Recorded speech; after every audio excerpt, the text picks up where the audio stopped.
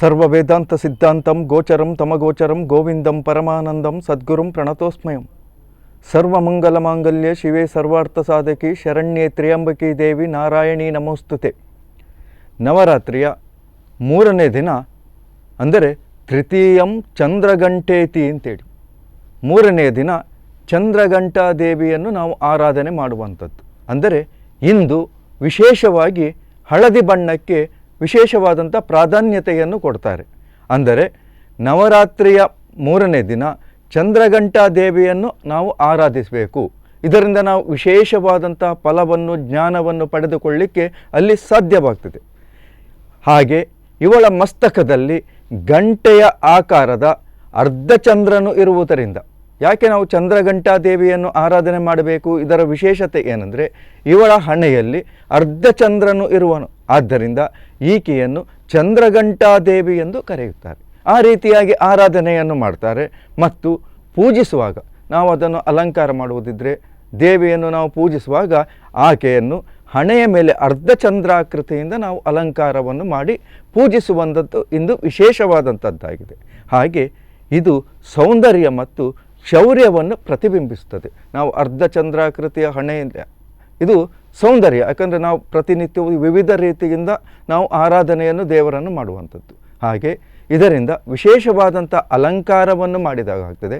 ಮತ್ತು ಈ ಚಿಹ್ನೆ ಅಂತ ಹೇಳುವಂಥದ್ದು ಇದು ಶೌರ್ಯದ ಸಾಹಸದ ಪ್ರತೀಕವಾಗಿದೆ. ಅದನ್ನು ನಾವು ಗಮನದಲ್ಲಿ ಇಟ್ಟುಕೊಳ್ಬೇಕು. ಹಾಗೆ ಇನ್ನು ಕೆಲವರು ಇಂದು ಮಹಿಷಿಮರ್ದಿನಿ ದೇವಿಯನ್ನು ಆರಾಧನೆ ಮಾಡ್ತಾರೆ. ಅಂದರೆ ಮನಸ್ಸಿನಲ್ಲಿ ಕಲ್ಪನೆ, ಯಾಕಂದರೆ ಯದ್ಭಾವ ತದ್ಭವತಿ, ನಮ್ಮ ಮನಸ್ಸಿಗೆ ಯಾವುದು ಸಂತೋಷ ಬರ್ತದೆ, ಯಾವುದು ನಮಗೆ ಇಷ್ಟ ಆಗ್ತದೆ, ನಾವು ಆಯಾ ದೇವರುಗಳನ್ನು ಆರಾಧಿಸಿ ನಾವು ಪ್ರೀತಿಯನ್ನು ಮಾಡುವಂಥದ್ದು. ಹಾಗೆಯೇ ಇಂದು ಮಹಿಷಮರ್ದಿನಿ ಎಂಬ ರೀತಿಯಲ್ಲೂ ಆರಾಧನೆ ಮಾಡ್ತಾರೆ. ಯಾಕಂದರೆ ಮಹಿಷಾಸುರನನ್ನು ಕೊಂದಂಥ ವಿಶೇಷ ದಿನವಾದ್ದರಿಂದ, ಮಹಿಷಾಸುರನನ್ನು ಕೊಂದದ್ದರಿಂದ ಆಕೆಯನ್ನು ಮಹಿಷಮರ್ದಿನಿ ಎಂಬುದಾಗಿ ಕರೀತಾರೆ. ಆ ರೀತಿಯಾಗಿ ಪೂಜೆಯನ್ನು ಮಾಡ್ತಾರೆ.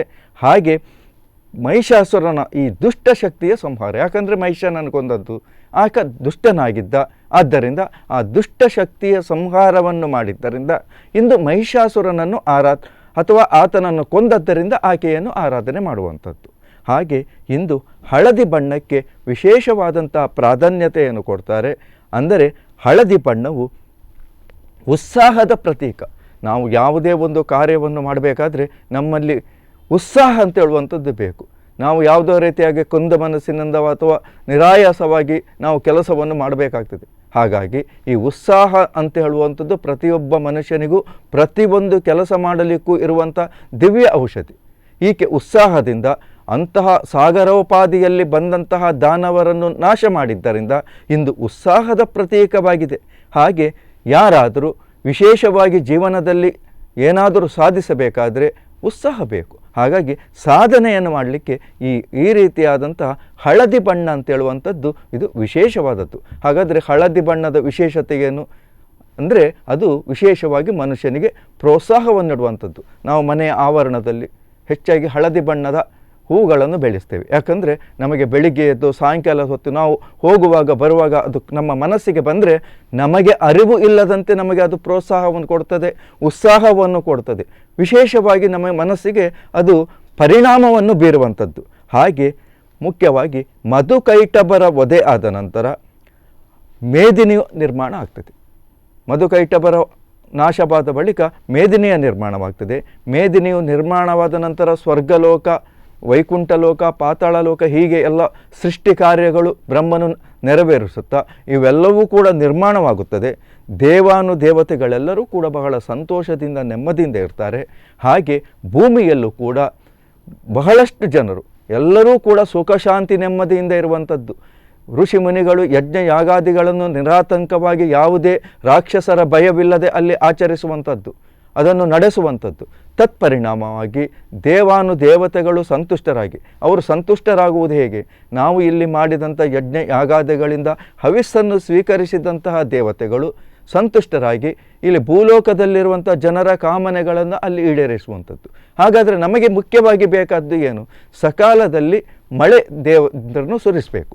ಈ ಮಳೆಯಿಂದ ಬೆಳೆಯಿಂದ ನಮಗೆ ಅನ್ನ ಆಹಾರಗಳು ಪ್ರಕೃತಿ ಪ್ರತಿಯೊಂದು ಸೃಷ್ಟಿಯಾಗ್ತದೆ. ಪ್ರತಿಯೊಂದು ಪ್ರಾಣಿ ಸಂಕುಲಗಳು ಕೂಡ ಮಳೆಯನ್ನೇ ಆಧಾರವಾಗಿ ಇಟ್ಟುಕೊಂಡು ತಮ್ಮ ಜೀವನವನ್ನು ನಡೆಸುವಂಥದ್ದು. ಇದಕ್ಕೆ ಮುಖ್ಯವಾಗಿ ಯಜ್ಞ ಯಾಗಾದಿಗಳು ನಡೀಬೇಕು, ದೇವತೆಗಳಿಗೆ ಹವಿಸ್ಸನ್ನು ಸಿಗಬೇಕು. ಹಾಗಾಗಿ ಇವೆಲ್ಲ ಕಾರ್ಯವು ಸುಲಲಿತವಾಗಿ ಅಲ್ಲಿ ನಿರಾತಂಕವಾಗಿ ನಡೆಯುತ್ತಾ ಇತ್ತು.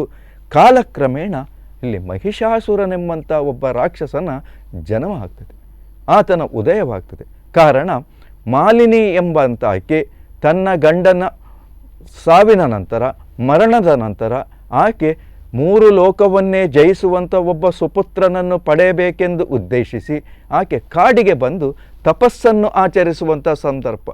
ಹೀಗೆ ತಪಸ್ಸನ್ನು ಆಚರಿಸುವಂಥ ಸಂದರ್ಭದಲ್ಲಿ ಆಕೆ ಹೆಣ್ಣಾದ್ದರಿಂದ ಸುಂದರ ರೂಪಿನಿಂದ ಕಂಗೊಳಿಸುತ್ತಿದ್ದಂಥ ಕಾರಣದಿಂದ ಯಾರಾದರೂ ಆಕೆಗೆ ತೊಂದರೆಯನ್ನು ಕೊಡ್ಬೋದು, ಇದರಿಂದ ತನ್ನ ತಪಸ್ಸಿಗೆ ಭಂಗ ಆಗಬಹುದು.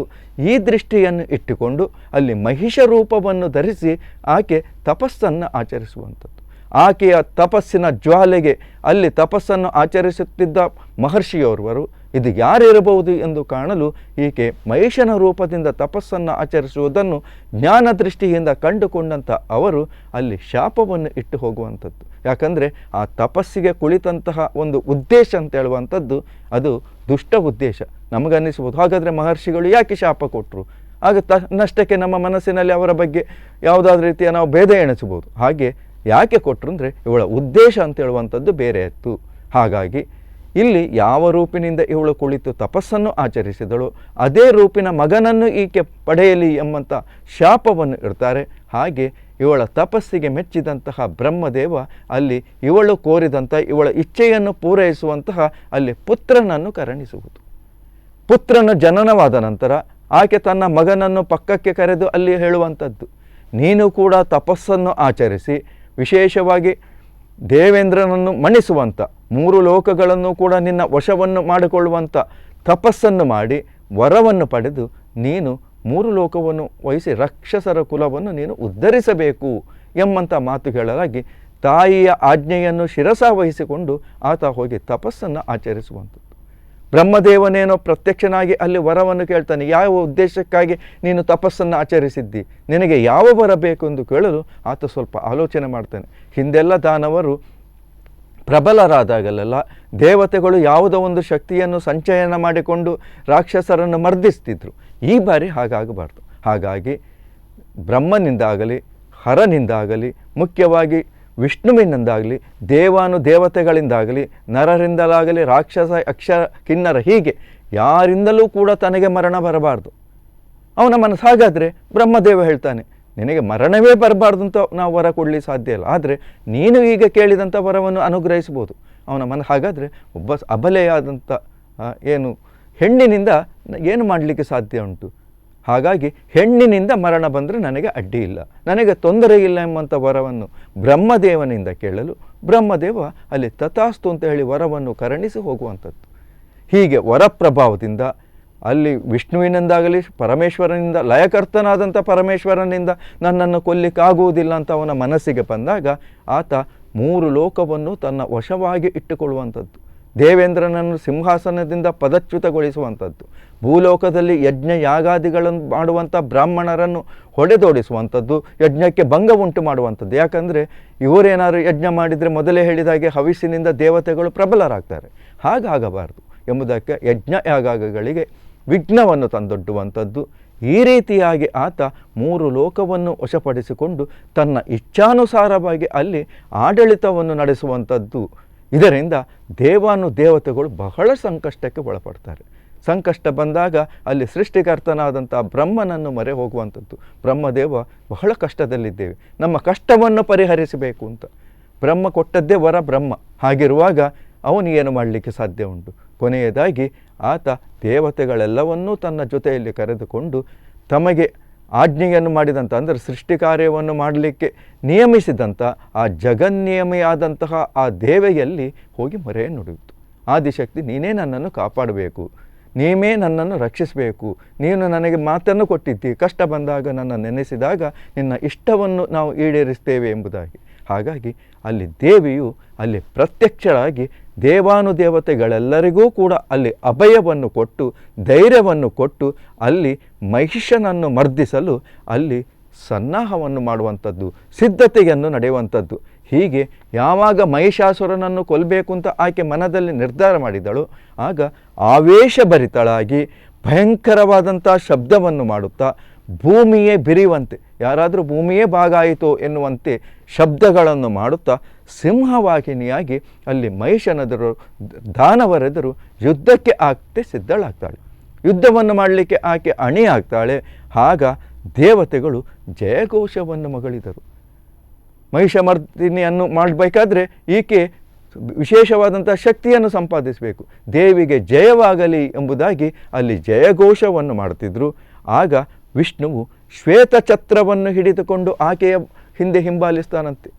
ಹಾಗೆ ಬ್ರಹ್ಮದೇವರು, ರುದ್ರದೇವರು ಇವರಿಬ್ಬರು ಕೂಡ ಆಕೆಗೆ ಚಾಮರವನ್ನು ಬೀಸುತ್ತಾ ದೇವತೆಗಳೆಲ್ಲರೂ ಆಕೆಯನ್ನು ಸ್ತುತಿಸುತ್ತಾ ಮುನ್ನಡೆಯುತ್ತಿರುವಂಥ ಸಂದರ್ಭದಲ್ಲಿ ಆಗ ದೇವಿ ಒಂದು ಮಾತು ಹೇಳ್ತಾಳೆ, ಸಾಗರದೋಪಾದಿಯಲ್ಲಿ ಬರುವಂಥ ರಾಕ್ಷಸರನ್ನು ನಾನೊಬ್ಬಳೇ ಕೊಂದು ಕಳುತ್ತೇನೆ, ನನಗದು ಯಾವುದೂ ಲೆಕ್ಕವಲ್ಲ. ಯಾಕಂದರೆ ಮಹಿಷಾಸುರ ವರವನ್ನು ಪಡೆದದ್ದು ಹಾಗೆ, ಹೆಣ್ಣೊಬ್ಬಳಿಂದ ನನಗೆ ಮರಣ ಬಂದರೆ ತೊಂದರೆ ಇಲ್ಲ ಅಂತ. ಹಾಗಾಗಿ ಹೆಣ್ಣಾದ ನನ್ನನ್ನು ಆತ ಏನೂ ಮಾಡಲಿಕ್ಕೆ ಸಾಧ್ಯವಿಲ್ಲ. ಆ ಕಾರಣದಿಂದ ನೀವೆಲ್ಲರೂ ಕೂಡ ಈಗ ನಡೆಯುವಂಥ ಘೋರ ಸಮರವನ್ನು ನೀವು ಆಕಾಶ ಮಾರ್ಗದಲ್ಲಿ ನಿಂತು ನೋಡಿರಿ. ಈ ಯುದ್ಧದ ಸೌಂದರ್ಯವನ್ನು, ಈ ಸೊಬಗನ್ನು ನೀವು ಮೇಲಿನಿಂದ ಕಾಣಿರಿ, ಯಾವ ರೀತಿ ನಾನು ಯುದ್ಧವನ್ನು ಮಾಡುತ್ತೇನೆ. ಹಾಗಾಗಿ ನೀವೆಲ್ಲರೂ ಇಲ್ಲಿಂದ ತೆರಳಿ ನನ್ನ ಯುದ್ಧದ ಪರಿಯನ್ನು ನೀವು ನೋಡಿರಿ ಎಂಬುದಾಗಿ ಅವರು ದೇವತೆಗಳನ್ನು ಕಳಿಸಿಕೊಡ್ತಾರೆ. ಇತ್ತ ಮಹಿಷನ ಮಡದಿಯಾದಂಥ ಗುಣವತಿಯು ಗಂಡನಿಗೆ ಜಯವಾಗಬೇಕು. ಯಾಕಂದರೆ ಮಹಿಷಾಸುರನಿಗೆ ಒಬ್ಬಳು ಸಾಧ್ವಿಯಾದಂಥ, ಸುಂದರಿಯಾದಂತಹ, ಪತಿವ್ರತ ಶಿರೋಮಣಿಯಾದಂಥ ಗುಣವತಿ ಎಂಬಂತಹ ಮಡದಿಗಿದ್ದಳು. ಅವಳಿಗೆ ಮಹಿಷಾಸುರನು ದೇವಿಯ ಜೊತೆಯಲ್ಲಿ, ಜಗನ್ಮಾತೆಯ ಜೊತೆಯಲ್ಲಿ ಯುದ್ಧಕ್ಕೆ ಹೋಗುತ್ತಿದ್ದಾನೆ, ಈಗಾಗಲೇ ಸೈನಿಕರನ್ನು ಕಳಿಸಿಯಾಗಿದೆ, ಯುದ್ಧ ಪ್ರಾರಂಭ ಆಗಿದೆ. ಇದನ್ನು ಅರಿತಂಥ ಆಕೆ ತನ್ನ ಗಂಡನಿಗೆ ಜಯವಾಗಬೇಕು, ಆತನಿಗೆ ಏನೂ ಆಗಬಾರದೆಂಬಂಥ ದೃಷ್ಟಿಯಿಂದ ಅಲ್ಲಿ ಗುಣವತಿಯು ಜಗದಂಬೆಯನ್ನು ಕುರಿತು ಮೌನವ್ರತವನ್ನು ಅಲ್ಲಿ ಆಚರಿಸುವಂಥದ್ದು. ಮೌನವ್ರತ ಅಂದರೆ ಕೇವಲ ಸುಮ್ಮನೆ ಬಾಯಿ ಮುಚ್ಚಿ ಕುಳಿತುವಂಥದ್ದು ಮೌನವ್ರತ ಅಲ್ಲ. ಹಿಂದೆ ಅಣಿಮಾಂಡವ್ಯ ಅಂತ ಹೇಳುವ ಒಬ್ಬ ಮಹರ್ಷಿಗಿದ್ದ. ಆ ಅಣಿಮಾಂಡವ್ಯ ಅಂತ ಹೇಳುವಂಥ ಮಹರ್ಷಿಯು ಮೌನವ್ರತವನ್ನು ಆಚರಿಸಿ ಆತ ಶ್ರೇಷ್ಠವಾದಂತಹ ಶಕ್ತಿಯನ್ನು, ಸಶರೀರವಾಗಿ ಸ್ವರ್ಗಕ್ಕೆ ಯಮಲೋಕಕ್ಕೆ ಹೋಗುವಂಥ ಶಕ್ತಿಯನ್ನು ಆತ ಸಂಪಾದಿಸಿದ್ದ.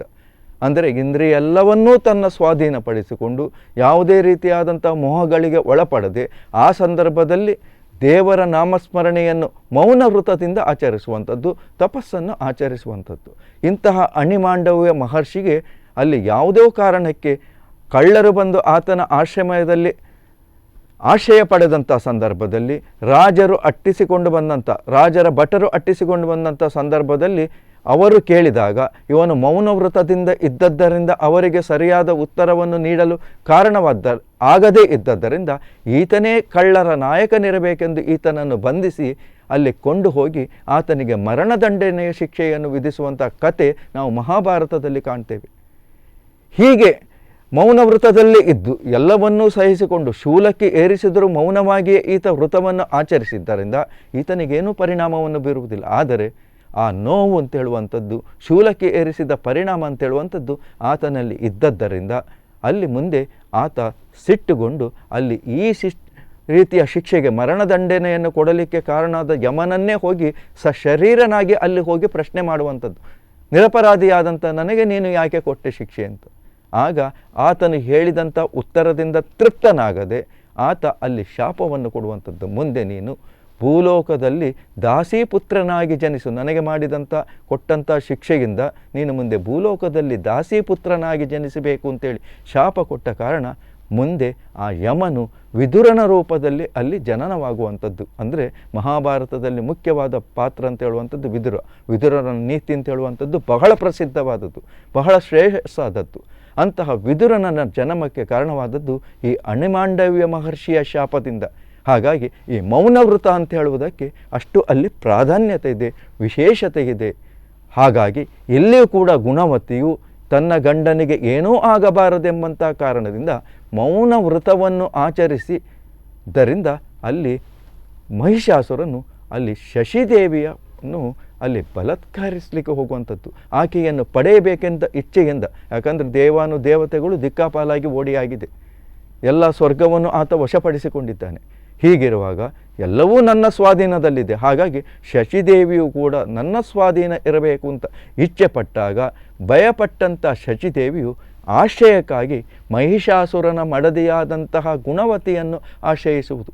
ಈಕೆ ದುರ್ಗಾಂಬೆಯ ದೇವಾಲಯದಲ್ಲಿ ಮೌನ ವೃತದಲ್ಲಿದ್ದು ವೃತವನ್ನು ಆಚರಿಸುವಂಥ ಸಂದರ್ಭದಲ್ಲಿ ಈ ಶಚಿದೇವಿ ಬಂದು ಇವಳನ್ನು ಆಶ್ರಯ ಕೋರುವಂಥದ್ದು, ನನ್ನನ್ನು ರಕ್ಷಿಸಬೇಕು, ನನ್ನನ್ನು ಕಾಪಾಡಬೇಕು ಅಂತ ಕೋರಿದಾಗ ಒಬ್ಬ ಪತಿವ್ರತೆಯನ್ನು ರಕ್ಷಿಸುವುದಕ್ಕಾಗಿ ಗುಣವತಿಯು ತಾನು ಕೈಗೊಂಡಂತಹ ಆ ವೃತವನ್ನು ಇನ್ನೇನು ಒಂದು ದಿನ ಇದ್ದರೆ ಆ ವೃತ ಸಂಪೂರ್ಣ ಆಗ್ತಿತ್ತು, ಮಹಿಷಾಸುರನಿಗೆ ರಕ್ಷಣೆ ಆಗ್ತಿತ್ತು. ಆದರೆ ಶಚಿದೇವಿಯು ಬಂದು ಆಶ್ರಯವನ್ನು ಕೋರಿದ್ದರಿಂದ ಆಕೆ ಅಲ್ಲಿ ಆಶೀರ್ವಾದವನ್ನು ಮಾಡುವಂಥದ್ದು, ರಕ್ಷಣೆಯನ್ನು ಕೊಡುವಂಥದ್ದು ಏನು? ನಾನು ಪತಿವ್ರತೆಯು ನಿಜವಾಗಿ ಆಗಿರುವುದಾದರೆ ಈಕೆಯ ರಕ್ಷಣೆ ಆಗಲಿ, ಶಚಿಯ ರಕ್ಷಣೆಯಾಗಲಿ ಎಂಬುದಾಗಿ ಆಕೆ ಹೇಳಿದ ಕಾರಣ ಅಲ್ಲಿ ಆಕೆಯ ಮುಖ ಅಂತೇಳುವಂಥದ್ದು ವಿರೂಪವಾಗಿ ಮಹಿಷಾಸುರನಿಗೆ ಕಾಣುವಂಥದ್ದು. ಶಚಿದೇವಿಯನ್ನು ಬಲತ್ಕರಿಸಬೇಕು, ಆಕೆಯನ್ನು ಪಡೆಯಬೇಕು ಅಂತ ಆತ ಬಂದಾಗ ಅವಳ ಮುಖವನ್ನು ಕಂಡಾಗ ಒಂದು ರೀತಿ ಅಸಹ್ಯಕರವಾಗಿ ಇವಳನ್ನು ನೋಡಿದರೆ ವಾಕ್ಯರಕ್ಕೆ ಬರಬೇಕು, ಆ ರೀತಿಯಾದ ಮುಖವು ಕಾಣಿಸಲು ಆತ ಶಚಿದೇವಿಯನ್ನು ಬಿಟ್ಟು ಅಲ್ಲಿ ಹೊರಟು ಹೋಗುವಂಥದ್ದು. ಇದರಿಂದ ಶಚಿದೇವಿಯ ರಕ್ಷಣೆ ಆಗ್ತದೆ, ಈಕೆಯ ವೃತ ಭಂಗ ಆಗ್ತದೆ. ಮುಂದೆ ಮಹಿಷಾಸುರನ ಆ ವಧೆಗೆ ಅಲ್ಲಿ ಒಂದು ವೇದಿಕೆಯು ಸಿದ್ಧಗೊಂಡಾಗ್ತದೆ. ಹಾಗಾಗಿ ಇಲ್ಲಿ ಮಹಿಷಾಸುರನು ಮುಂದೆ ಬಿಡಾಲನೆಂಬಂಥ ರಾಕ್ಷಸನನ್ನು ದೇವಿಯನ್ನು ಅಲ್ಲಿ ಯುದ್ಧಕ್ಕಾಗಿ, ದೇವಿಯೊಡನೆ ಯುದ್ಧವನ್ನು ಮಾಡುವುದಕ್ಕಾಗಿ ಅಲ್ಲಿ ಕಳಿಸಿಕೊಂಡುವಂಥದ್ದು. ಹೇಗೆ ಇತ್ತ ಆ ಬಿಡಾಲನೆಂಬಂಥ ರಾಕ್ಷಸನು ಮಹಿಷಾಸುರನಿಗೆ ಸರಿಸಾಟಿಯಾಗಿದ್ದ, ಬಹಳ ದೊಡ್ಡ ಪರಾಕ್ರಮಿಯಾಗಿದ್ದ, ಬಹಳಷ್ಟು ಅಕ್ಷೋಹಿಣಿ ಸೈನ್ಯವನ್ನು ಜೊತೆಯಲ್ಲಿ ಕರೆದುಕೊಂಡು ಹೋಗಿ ದೇವಿಯೊಡನೆ ಬಹಳ ದಿನಗಳ ಕಾಲ ಆತ ಘೋರವಾದಂಥ ಸಮರವನ್ನು ಮಾಡಿದ. ತನ್ನಲ್ಲಿ ಇದ್ದಂಥ ಅಮೋಘವಾದಂಥ ದೈವದತ್ತವಾದಂಥ ಶಸ್ತ್ರಾಸ್ತ್ರಗಳನ್ನು ಪ್ರಯೋಗಿಸಿದರು. ದೇವಿ ಎಲ್ಲವನ್ನೂ ಕೂಡ ಅಗಸ್ತ್ಯರು ಸಮುದ್ರವನ್ನು ಪಾನ ಮಾಡಿದಂತೆ ಅವೆಲ್ಲವನ್ನು ಸ್ವೀಕರಿಸಿ ಅಲ್ಲಿ ಆತನ ಜೊತೆ ಬಂದಿದ್ದಂಥ ಎಲ್ಲ ರಾಕ್ಷಸರನ್ನು ಕೂಡ ಮರ್ದಿಸಲು ಕೊನೆಗೆ ಬಿಡಾಲನನ್ನು ಕೂಡ ಆಕೆ ನಿರಾಯಾಸವಾಗಿ ಕೊಂದು ಕಳೀತಾಳೆ. ಇದರಿಂದ ಕೋಪೋದ್ರಿಕ್ತನಾದಂಥ ಮಹಿಷನು ಅಪಾರ ಸೈನ್ಯದೊಂದಿಗೆ ಇದ್ದಬದ್ದ ಎಲ್ಲ ಸೈನಿಕರನ್ನು ಕೂಡ ಜೊತೆಯಲ್ಲಿ ಸೇರಿಸಿಕೊಂಡು ದೇವಿಯನ್ನು ಎದುರಿಸಲು ಅಲ್ಲಿ ಮುಂದಾದದ್ದು. ಯಾವಾಗ ಸ್ವತಃ ಮಹಿಷಾಸುರನೇ ದೇವಿಯನ್ನು ಕೊಲ್ಲಬೇಕು, ಆಕೆಯನ್ನು ಸೋಲಿಸಬೇಕು ಅಂತ ಮುಂದಾದಾಗ ಗುಣವತಿಯು ಹೋಗಿ ಅಲ್ಲಿ ಮಹಿಷಾಸುರನ ಪಾದವನ್ನು ಹಿಡಿದು ಬೇಡಿಕೆಯನ್ನು ಬೇಡುವಂಥದ್ದು ಏನು? ದೇವಿ ಅಂದರೆ ಅದು ಅಪಾರವಾದ ಈ ಜಗತ್ತನ್ನೇ ರಕ್ಷಿಸುವವಳು, ಜಗತ್ತನ ಸೃಷ್ಟಿ ಸ್ಥಿತಿ ಲಯಗಳಿಗೆ ಕಾರಣಳಾದವಳೇ ಶ್ರೀದೇವಿ. ಆಕೆಯ ಜೊತೆಯಲ್ಲಿ ನೀನು ಹೋರಾಟವನ್ನು ಮಾಡಿ ನೀನು ಖಂಡಿತವಾಗಿ ಜಯವನ್ನು ಗಳಿಸಲಾರೆ. ಮತ್ತು ಆತ ನೆನಪು ಮಾಡ್ತಾಳೆ, ಆಕೆ ನಿನ್ನ ವರವೂ ಕೂಡ ಹಾಗೆ, ಬ್ರಹ್ಮದೇವ ಸ್ತ್ರೀಯಿಂದ ಮಾತ್ರ ನಿನಗೆ ಮರಣ ಅಂತೇಳಿ ನೀನು ಕೇಳಿದ್ದೆ, ಆತ ಅಸ್ತು ಅಂತ ಹೇಳಿದ್ದ. ಆ ಕಾರಣದ ಅದನ್ನು ನೆನಪು ಮಾಡಿಕೊಂಡು ನಿನ್ನ ಜೊತೆಯಲ್ಲಿ ಯುದ್ಧಕ್ಕೆ ಬಂದವಳು ಒಬ್ಬಳು ಸ್ತ್ರೀ ಆಗಿದ್ದಾಳೆ. ಆದ ಕಾರಣ ನೀನು ಅವಳ ಜೊತೆ ಯುದ್ಧವನ್ನು ಮಾಡದೆ ಅವಳಿಗೆ ಶರಣಾಗತನಾದರೆ ನಿನಗೆ ಬೇಕಾದಂಥ ಎಲ್ಲ ಸವಲತ್ತುಗಳನ್ನು ಅಥವಾ ನಿನ್ನನ್ನು ಅನುಗ್ರಹ ಮಾಡಿ ನಿನಗೆ ಚಿರಶಾಂತಿಯನ್ನು ಆಕೆ ಕೊಡ್ತಾಳೆ ಎಂಬುದನ್ನು ಹೇಳಿದಾಗ ಮಹಿಷನು ಅದಕ್ಕೆ ಒಪ್ಪದೆ ಗರ್ವದಿಂದ ಅಹಂಕಾರದಿಂದ ದೇವಿಯೊಡನೆ ಯುದ್ಧವನ್ನು ಮಾಡಬೇಕೆಂದು ಆತ ಸೈನ್ಯವನ್ನು ಒಗ್ಗೂಡಿಸಿಕೊಂಡು ಮುನ್ನಡೆಯಲು ಕೊನೆಗೆ ಉಪಾಯವನ್ನು ಕಾಣದೆ ಗುಣವತಿಯು ದೇವಿಯ ಪಾದಕ್ಕೆ ಎರಗಿ ಅಲ್ಲಿ ಶರಣಾಗತನಾದದ್ದು. ಯಾಕೆ ಹಾಗೆ ಮಾಡ್ತಾಳೆ? ತನ್ನ ಗಂಡ ಅಂತೂ ಮೂರ್ಖ, ತಾನು ಹೇಳಿದಂತಹ ಸಲಹೆಯನ್ನು ಆತ ಸ್ವೀಕರಿಸಲಿಲ್ಲ. ಮುಂದೆ ನನ್ನ ವೃತವೂ ಭಂಗ ಆಯಿತು, ಆ ಕಾರಣ ಮಹಿಷಾಸುರನಿಗೆ ಅಲ್ಲಿ ರಕ್ಷಣೆಯೂ ಇಲ್ಲದೆ ಹೋಯಿತು. ಇನ್ನು ಮುಂದೆ ವಿನಾಶವೇ ಕಟ್ಟಿಟ್ಟ ಬುತ್ತಿ ಎಂಬುದು ಆಕೆಗೆ ಮನವರಿಕೆ ಆದಾಗ ಕೊನೆಯ ಕ್ಷಣದಲ್ಲಿ ಮೋಕ್ಷವನ್ನಾದರೂ ಪಡೆಯೋಣ, ಆ ದೇವಿಯ ಅನುಗ್ರಹಕ್ಕಾದರೂ ಪಾತ್ರರಾಗೋಣ ಎಂಬುದಾಗಿ ದೇವಿಗೆ ಶರಣು ಹೋದಾಗ, ಅಥವಾ ದೇವಿಯಲ್ಲಿ ಹೋಗಿ ತನ್ನ ಗಂಡನನ್ನು ಉಳಿಸಬೇಕು, ತನಗೆ ಕುಂಕುಮ ಭಾಗ್ಯವನ್ನು ನೀಡಬೇಕು ಅಂತ ಕೇಳಿಕೊಂಡಾಗ ದೇವಿ ಹೇಳುವಂಥದ್ದು ಇಷ್ಟೇ: ನಿನ್ನ ಗಂಡ ಅಹಂಕಾರಿಯಾಗಿದ್ದಾನೆ, ಆತನನ್ನು ಕೊಂದು ಕಳೆಯದೆ ಬಿಟ್ಟರೆ ಈ ಲೋಕವನ್ನೇ ಆತ ವಿನಾಶ ಮಾಡಿಬಿಡ್ತಾನೆ. ಹಾಗಾಗಿ ಆತನನ್ನು ಕೊಂದು ಕಳೆಯದೆ ನನಗೆ ಬೇರೆ ಉಪಾಯವಿಲ್ಲ.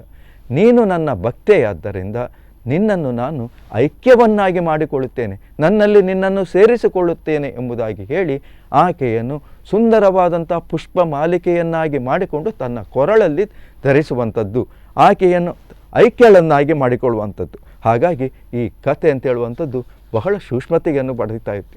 ಯಾಕಂದರೆ ಇಲ್ಲಿ ನೋಡಿ, ಒಬ್ಬ ದಾನವಿಯ ಹೆಂಡತಿಯಾದಂಥ ಈಕೆ ದೈವಿ ಭಕ್ತಿಯಿಂದ ಹೇಗೆ ಶ್ರೇಷ್ಠಳಾದಳು, ದೇವಿಯಲ್ಲಿ ಐಕ್ಯಳಾದಳು ಎಂಬುದು ಬಹಳ ವಿಶೇಷ. ಅದಕ್ಕೂ ಮುಖ್ಯವಾಗಿ ಇಲ್ಲಿ ಯಾವುದೇ ಒಂದು ಕಾರ್ಯವನ್ನು ಮಾಡಬೇಕಾದ್ರೆ ಅದು ರಾಕ್ಷಸರಿಗಾಗಲಿ ಮನುಷ್ಯರಿಗಾಗಲಿ ದೇವತೆಗಳಾಗಲಿ ಅಲ್ಲಿ ಉತ್ಸಾಹ ಅಂತ ಹೇಳುವಂಥದ್ದು ಮುಖ್ಯ. ಹಾಗೆ ತಪಸ್ಸು ಅಂತ ಹೇಳುವಂಥದ್ದು, ಆ ಸಾಧನೆ ಅಂತ ಹೇಳುವಂಥದ್ದು ಮತ್ತು ತ್ಯಾಗ ಅಂತ ಹೇಳುವಂಥದ್ದು 3 ಗುಣಗಳು ಮನುಷ್ಯನಲ್ಲಿ ಉಂಟುಂತಾದರೆ ಆಗ ಮನುಷ್ಯನು ವಿಶೇಷವಾಗಿ ಶ್ರೇಯಸ್ಸನ್ನು ಪಡೀಲಿಕ್ಕೆ ಸಾಧ್ಯ ಉಂಟು. ಇಲ್ಲದಿದ್ದರೆ 10ರ ಒಟ್ಟಿಗೆ 11 ಅಂತ ಸಾಮಾನ್ಯ ಜೀವನವನ್ನು ನಡೆಸಬೇಕಾಗ್ತದೆ. ಹಾಗಾಗಿ ಗುಣವತಿಯು ಇಲ್ಲಿ ಮುಖ್ಯವಾಗಿ ಉತ್ಸಾಹದಿಂದ, ಸಂಕಲ್ಪದಿಂದ ಮತ್ತು ತ್ಯಾಗದಿಂದ ಶ್ರೇಷ್ಠಗೊಂಡಳು. ಹಾಗಾದರೆ ಉತ್ಸಾಹ ಏನಿತ್ತು? ತನ್ನ ಗಂಡನನ್ನು ಬದುಕಿಸಬೇಕು, ತನ್ನ ಸೈನ್ಯವನ್ನು ರಕ್ಷಿಸಬೇಕಂತೇಳುವಂಥ ಉತ್ಸಾಹ ಇತ್ತು. ಅದಕ್ಕಾಗಿ ಆಕೆ ಸಂಕಲ್ಪವನ್ನು ಮಾಡಿ ದುರ್ಗಾದೇವಿಯ ಆರಾಧನೆಯನ್ನು ಮಾಡಿದ್ಳು, ಮೌನ ವ್ರತವನ್ನು ಆಚರಿಸಿದ್ಳು. ಆದರೆ ಯಾವಾಗ ಇದರಿಂದ ಪರಿಣಾಮ ಉಂಟಾಗಲಿಲ್ವೋ, ಪ್ರಯೋಜನ ಬರಲಿಲ್ವೋ, ಆಗ ತ್ಯಾಗವನ್ನು ಮಾಡಿದ್ಳು. ಏನು ತ್ಯಾಗ? ಇದರಿಂದ ರಾಕ್ಷಸ ಕುಲವು ನಾಶವಾಗುತ್ತದೆ ಅಂತ ಗೊತ್ತಿತ್ತು. ಮುಂಚೆ ಈ ರಾಕ್ಷಸ ಕುಲವನ್ನು ರಕ್ಷಿಸಲಿಕ್ಕೆ ನನ್ನಿಂದ ಆಗದೇ ಇದ್ದಂಥ ಸಂದರ್ಭದಲ್ಲಿ ನಾನು ಶ್ರೇಷ್ಠತೆಯನ್ನು ಪಡಿಬೇಕು ಅಂತೇಳುವಂಥ ಒಂದು ತ್ಯಾಗವನ್ನು ಆಕೆ ಮಾಡ್ತಾಳೆ. ಹಾಗೆ ಒಂದು ಬಾವಿಯನ್ನು ತೋಡುವುದು ಮುಖ್ಯ ಅಲ್ಲ, ಬಾವಿಯಲ್ಲಿ ಚೆನ್ನಾಗಿ ನೀರು ಬರುವುದು ಮುಖ್ಯ ಅಲ್ಲ, ಅದನ್ನು ತಾವೇ ಉಪಯೋಗಿಸಿಕೊಳ್ಬೇಕು ಅಂತೇಳುವಂಥದ್ದು ಅಲ್ಲಿ ಸ್ವಾರ್ಥ ಅಂತ ಆಗ್ತದೆ. ಹಾಗಾಗಿ ಆ ಬಾವಿಯನ್ನು ತೋಡಲಿಕ್ಕೆ ಉತ್ಸಾಹ ಬೇಕು. ಹಾಗಾದರೆ ಉತ್ಸಾಹ ಇದ್ದರೆ ಸಾಲದು, ಅದನ್ನು ತೋಡಲಿಕ್ಕೆ ಸಂಕಲ್ಪವನ್ನು ಮಾಡಬೇಕು. ಸಂಕಲ್ಪ ಮಾಡಿದರೆ ಸಾಲದು, ಅದರಿಂದ ಬಂದಂಥ ಪ್ರಯೋಜನದಿಂದ ತಾನೊಬ್ಬನೇ ಉಪಯೋಗಿಸದೆ ಬೇರೆಯವರಿಗೂ ಅದರ ಉಪಯೋಗಕ್ಕೆ ಅನುವು ಮಾಡಿಕೊಟ್ಟಾಗ ಅದು ತ್ಯಾಗ ಅನ್ನಿಸ್ತದೆ. ಆ ತ್ಯಾಗದ ಪುಣ್ಯದಿಂದ ಮುಂದಿನ ಜನ್ಮ ಅಂತೇಳುವಂಥದ್ದು ಕೂಡ ಸುಕೃತಿಯನ್ನು ಅಲ್ಲಿ ಪಡೀಲಿಕ್ಕೆ ಸಾಧ್ಯ ಉಂಟು. ಹೀಗೆ ಮಹಿಷಾಸುರನು ಮುಂದೆ ಅಪಾರವಾದಂತಹ ಸೇನೆಯೊಂದಿಗೆ ದೇವಿಯೊಡನೆ ಯುದ್ಧಕ್ಕೆ ಸಿದ್ಧನಾಗುವಂಥದ್ದು. ಕುದುರೆ, ಆನೆ ಇತ್ಯಾದಿಗಳನ್ನು ಆತ ಸಂಗ್ರಹಿಸಿಕೊಂಡು ಲಕ್ಷೋಪಲಕ್ಷ ಸೈನ್ಯದ ಜೊತೆಯಲ್ಲಿ, ಯುದ್ಧಾಳುಗಳ ಜೊತೆಯಲ್ಲಿ ಆತ ರಂಗವನ್ನು ಪ್ರವೇಶ ಮಾಡ್ತಾನೆ. ಹಾಗೆ ಆತನ ಯುದ್ಧ ಅಂತೇಳುವಂಥದ್ದು ಬಹಳ ಭಯಂಕರವಾಗಿತ್ತು.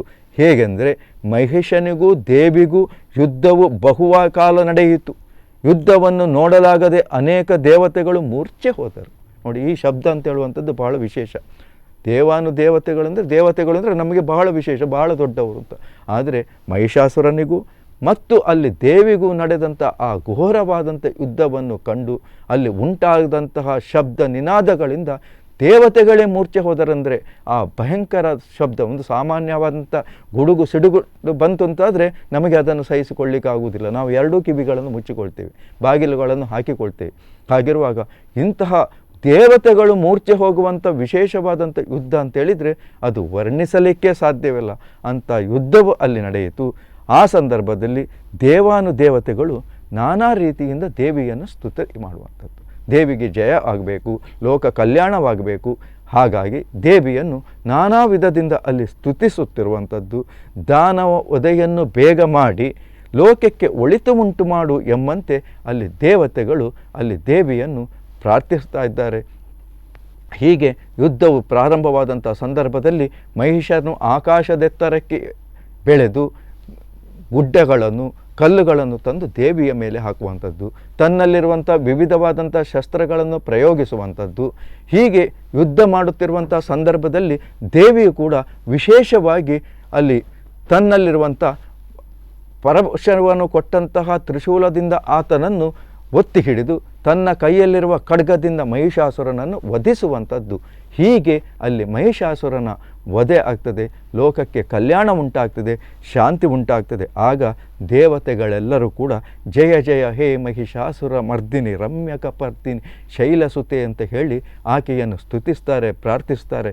ಹೀಗೆ ಮುಂದಕ್ಕೆ ಈ ದಿನ ನಾವು ಆ ದೇವಿಯನ್ನು, ಮಹಿಷಮರ್ದಿನಿಯ ದೇವಿಯನ್ನು ಅಲ್ಲಿ ನಾವು ಪೂಜಿಸುವಂಥದ್ದು, ಆರಾಧಿಸುವಂಥದ್ದು.